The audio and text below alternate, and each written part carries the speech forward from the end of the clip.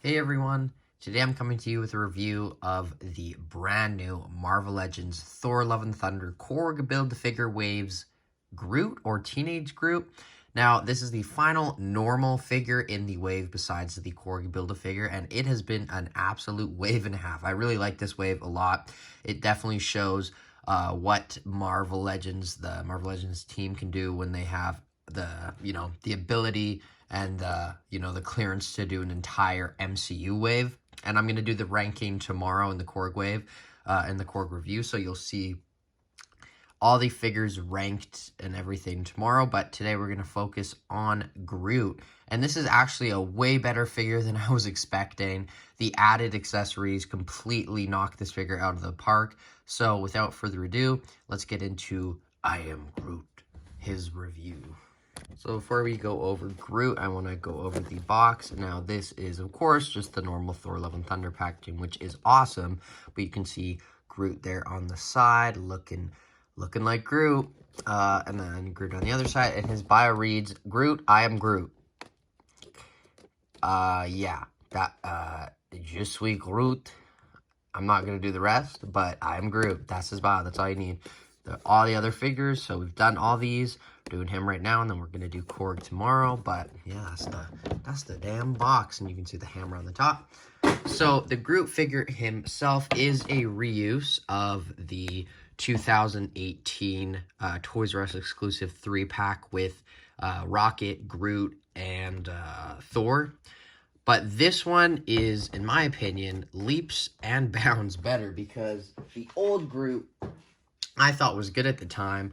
Once I got this one in my hands, I can just see how much better this new one is by a complete landslide. They added so much detail. The color is way more accurate. I didn't know they made an entirely new head sculpt, but they did, and it looks great.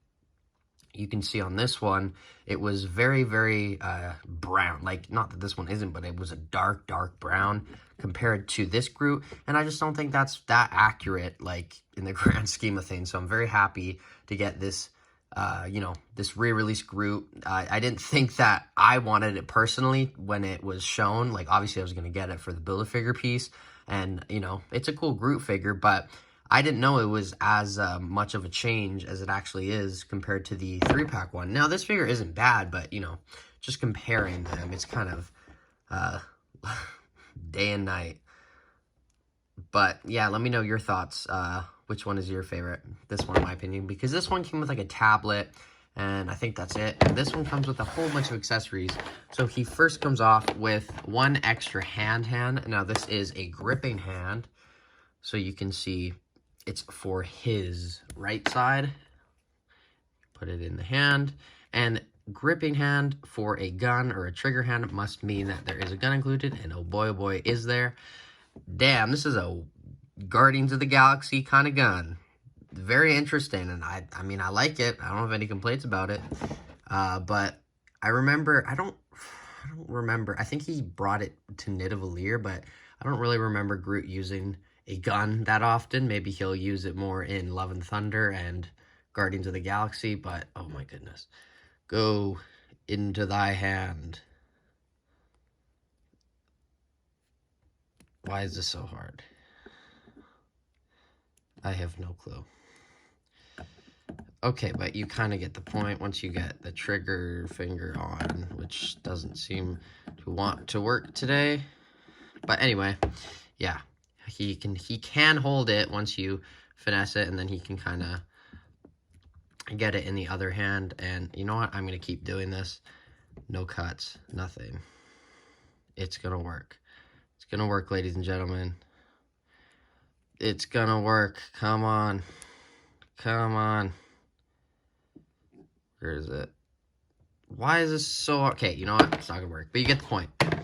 And then he also comes with these, which are my favorite part. He comes with these, like, vine, tree extension effects, like, showing off his powers, which is really, really cool, because I don't think we've got anything like this with any other Groot, Marvel Legend, or Groot action figure, for that matter. But you also get another one, and you can use them on both hands. You get this one, which has some rounding, kind of some curling on the end. This one's just straight. and they have the kind of up and down articulation. But you can also, if you wanted to, I guess, try to put Stormbreaker in this one to kind of show him making it. So yeah, if you want to do something like that with it, you can most definitely do that. Just fidget with it a bit, and then you'll probably get the pose you want. But that's all I really have to say about the Groot for now, besides, I mean, for the accessories.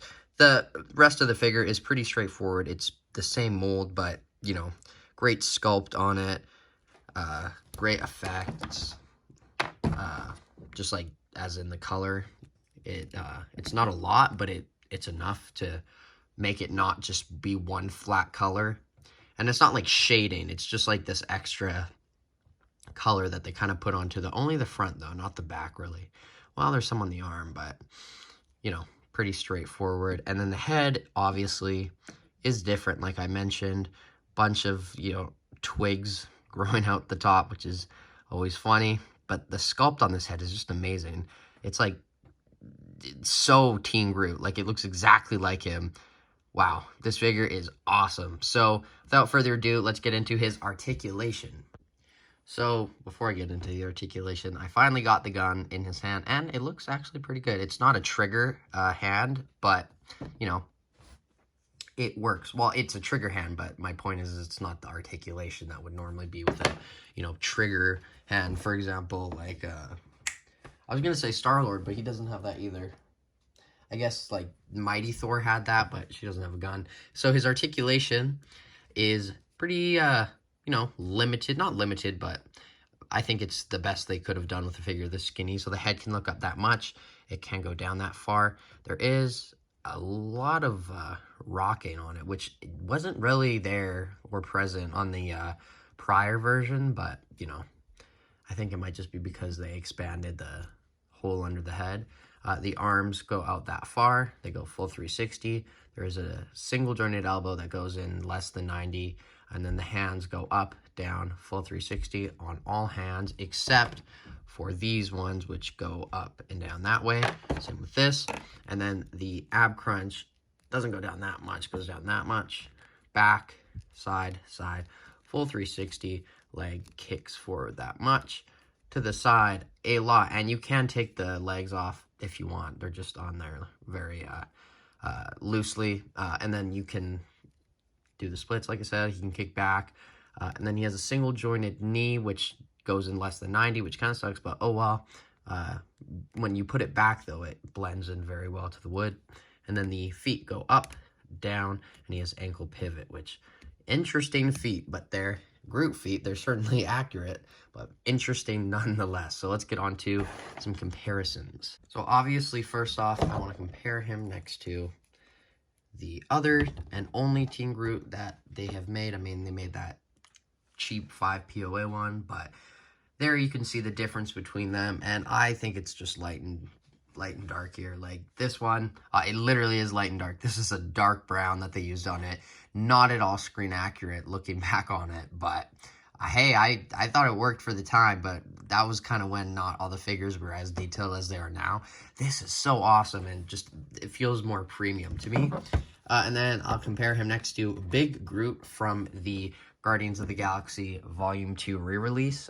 I have the other one, but I just grabbed one for this comparison. I think the other one is closer to this color, which is interesting how the first Groot that they did was in that color, and then they went to this color, which was darker, and then they went to an even darker color, and then they went back to that color, and then who knows what they'll do for the next movies. But wow, I haven't held this figure in a long time, and it is a very, very cool figure. That is awesome, for sure. But I also want to show him next to, where is he? Right here. Got to show him next to Ravager Thor. Voila. I don't know where I put my, my Star-Lord from this wave. I think it's in the other room, but I'll go get that quick. There's the normal Star-Lord, and then here's Drax. Not normal, but the Volume 2 one, both Volume 2, but kind of matches. This is what he wore in Infinity War, so you can kind of see what they look like. And then I guess before I go get the Star-Lord, that's what he looks like next to the Korg Build-A-Figure, but I'll be right back. Okay, so I also am so ashamed of myself because I completely forgot to do a comparison with Rocket. So I got out the Infinity War Rocket, but there you can see the Love and Thunder Star-Lord. So this is our kind of modern Guardians of the Galaxy Phase 4, the very beginnings of it. We'll definitely be getting a lot more in the next coming year or so, but we will see when we see. And then, obviously, this is the Infinity War 3-pack Rocket. So it's the one that came with the original Teen Groot, but that's a really good figure. Definitely want to update, though. Like an Endgame Rocket would be really cool. And that gray outfit with the goggles. But that is the comparisons for Groot. So let's get on to my final thoughts. So my final thoughts on this Teen Groot figure is this is reuse done absolutely to the best that it could possibly be done, in my opinion, because for a lot of reasons, this is an amazing figure to have back on the market because that 3-pack was very desirable at the time, and it came out around the time that Toys R Us was closing in the U.S.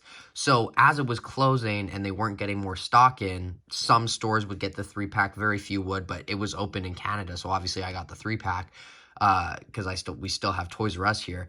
So not a lot of people got that Groot. And even if they got it, looking back on it, it's not that great of a figure. And the fact that they made the same figure basically again, but 10 times better is awesome.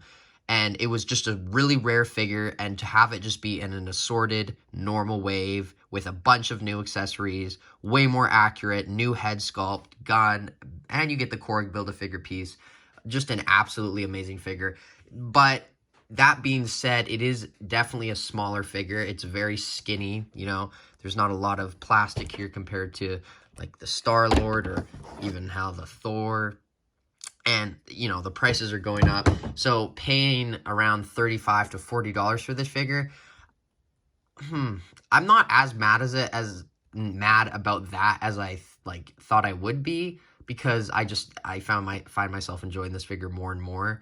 I don't think it's worth that price just because it's a lot smaller. But I do think this is going to be one of the rare figures to find of the wave. I know that's kind of shocking to think because usually Guardians of the Galaxy figures sometimes peg warm. This guy, I guarantee, will peg warm. But I don't know about the Groot because a lot of people are going to want this Groot for their Infinity Saga shelves, just etc. Like a lot of other things, Infinity War. So, you know, there's going to be a lot of people wanting this. So, in my opinion, if you see it and you want it, I'd pick him up. He's an amazing figure, and I don't think you'll be disappointed with it. So, overall, I'm going to give this Groot, just overall as a figure itself, a 9 out of 10. I really like the figure. The only thing that's a downfall to me is maybe he could have had just a little bit more just like shading and detail. That would have been absolutely amazing and definitely would have justified the price a lot more in my eyes. Not that it, you know, they gave it a bunch more accessories and new heads, so I'm not complaining. But the other thing is, you know, the price itself just for a smaller figure is a little annoying, but what are you going to do about it? You know, it'd be really cool if they just put these two together as one figure. I think that would be a lot more worth it, but I doubt they would do that. They'd do it separately. But anyway, as always, I have been Jagger Collector, the collector that cannot stop talking. So I am going to stop myself and, you know, go do the Korg review, and then I'll post that tomorrow. But as always, thank you so much for watching. Like, comment, let me know what you think of this figure and basically the wave, because we're almost done. And I will see you tomorrow in the Korg Build-A-Figure wave, man. We're going to be reviewing Korg, eh? So I'll see you then, guys. Bye.